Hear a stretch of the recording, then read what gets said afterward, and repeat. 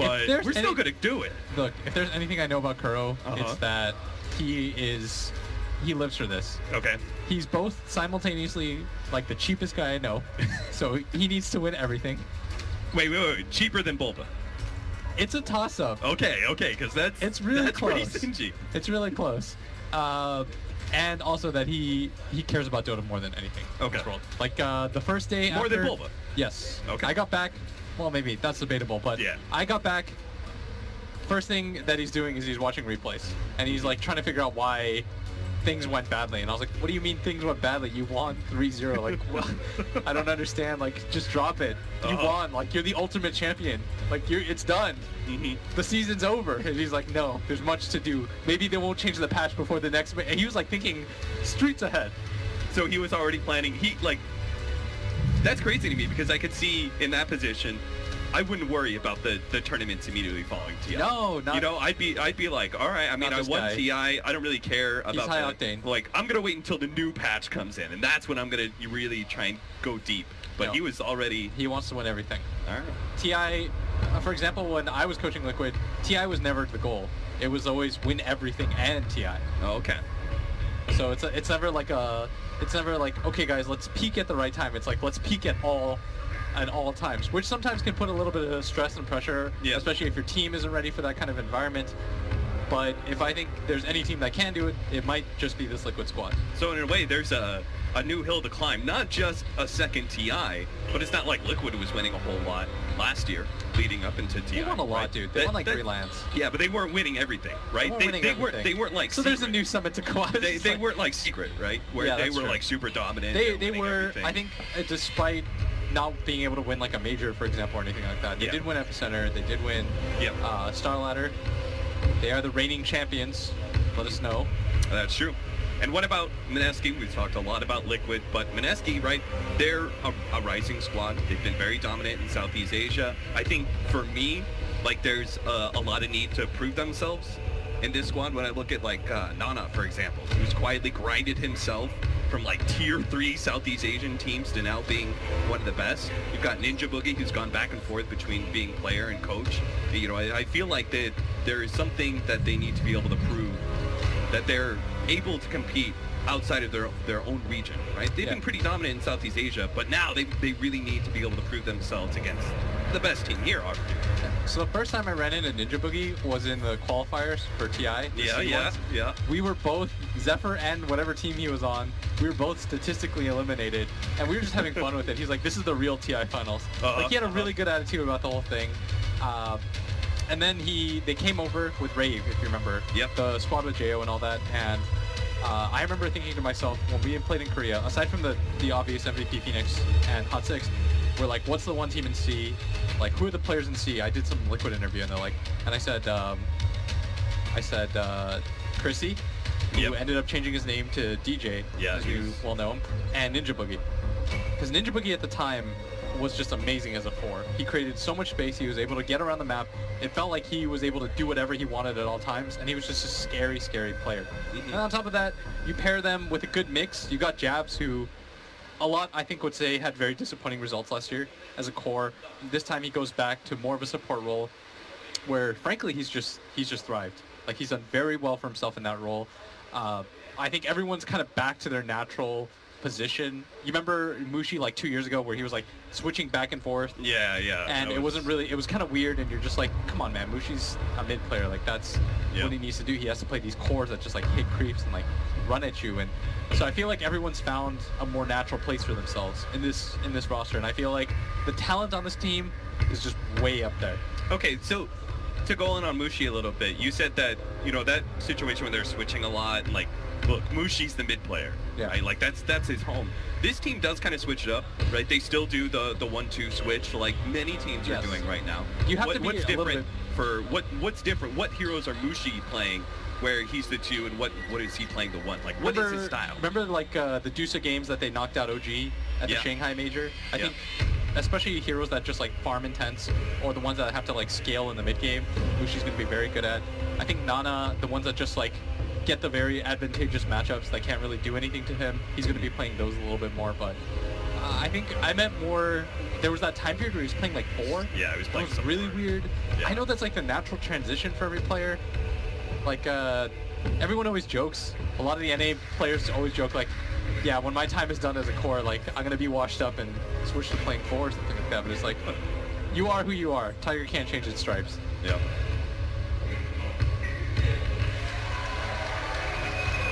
Oh, big applause. They like that. Was that for Liquid? Yeah, that was for Liquid. Definitely wasn't for And Mineski! I heard some SG. Oh, that was pretty good. I heard a lot of support for SG last yeah. game. This crowd is, I think, pretty fair. This crowd is, when Dudes both love Dota. sides were doing well last game, I could hear them cheer. They just want good Dota. Yeah. I like that. That's what I always like about the Russian audience, CIS region in general, and Southeast Asian region. Right? I feel like they very much just like good Dota. Oh yeah, when I was coaching Planet Odd, or we were DC at the time at in Gentane, they were like rooting hard for. They were chanting "Weehaw" like. Weehaw. They were huge into Weehaw. Yeah, they were really into that train. I wonder what was so appealing. Weehaw. Not misery. I don't know. You know. I think people really like. I love support players. I am a converted 4, as you know, on our yes, you are. On our failed venture in the competitive Dota, but whoa, last time we succeeded.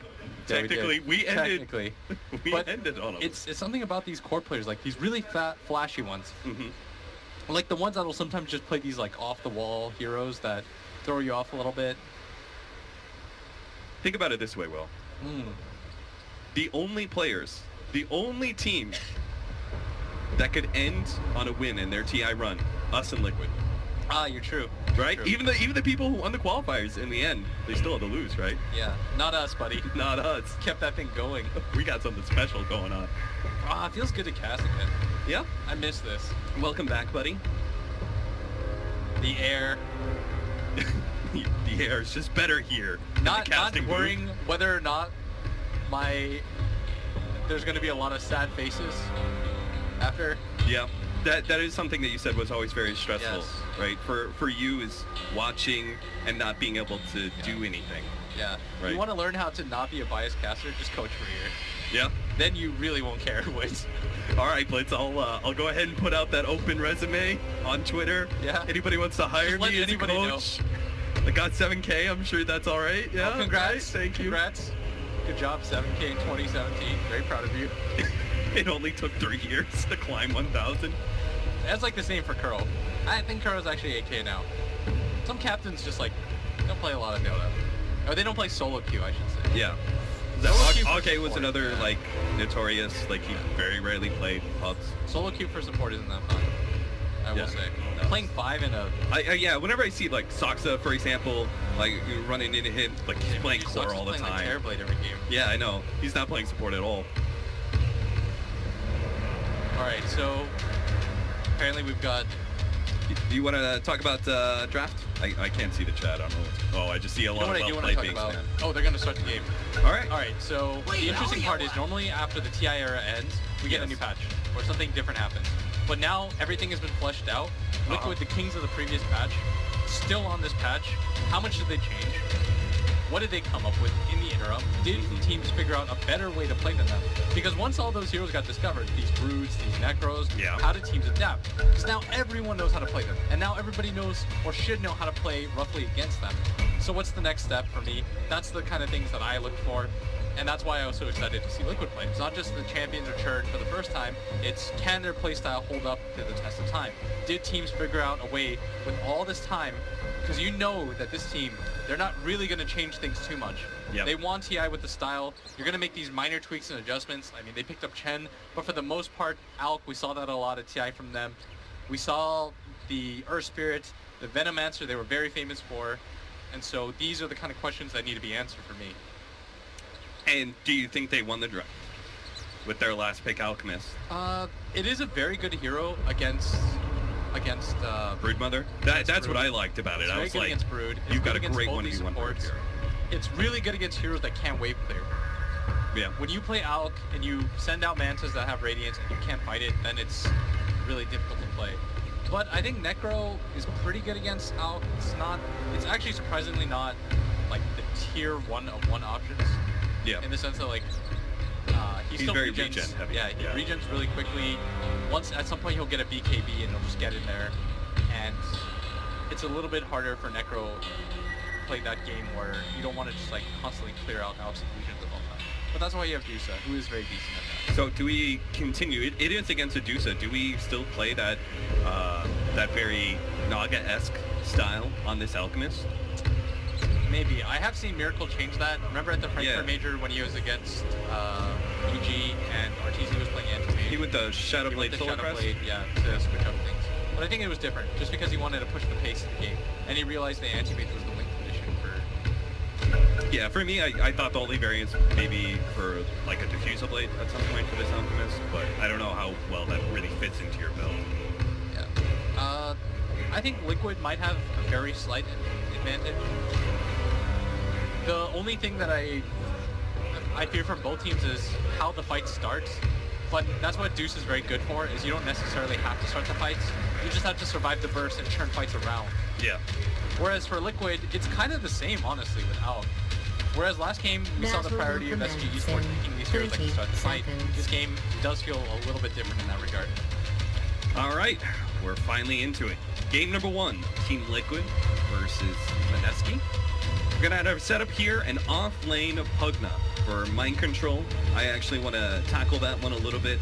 Off-lane Pugna, how you kind of feeling about that? Because that is, I feel like, the bit of a difference that Liquid have made here, that they're running the Chen, which is a little bit unusual for Liquid, let's say, not necessarily for this secret. And then the choice of an off-lane Pugna. I think it works just because you have 3 very self-sufficient cores. Alk obviously is going to get some help, but the other 2 cores for the most part are fine. I feel like Pugna as an offlaner is pretty insane. You just shove the wave out, you don't care if you die, you have really high move speed, which matters so much. You have 380 move speed, it's very hard to lock you down. So you could just play the lane pretty suicidal. I mean, what's the worst thing that happens? You die, you walk up top, you blast it 4 or 5 times, you die. You can out-trade the support in most instances. And because you have such a decent amount of move speed, you can just get in and out. Your trades are going to be very good. Look at mind control, it doesn't really care too much. He can trade with the support very easily. Yeah. Every single time Jabs comes out, you got the movement speed advantage to be able to chase him down. Yeah. GH, missing a roll-in, is going to take a bit of punishment in return as Ninja Boogie has been babysitting Nana in the mid lane. And this is going to be a very common 4 versus 4 matchup, Night Stalker versus Earthspear, in the sense that they both try to match each other's pace. Both are very well considered fast heroes that can abuse that mid lane. And Ninja Boogie gonna do the smart thing, just check out what the Chen is. He wants to make sure that Kuro doesn't get some free movements. What about this Broodmother? It's notorious Ice hero, but most Broodmothers that we're seeing in this patch have not been off lane. They've been safe lane or mid. Yeah. I think they just saw a good opportunity for it. They didn't really think that they could match up well in terms of lanes.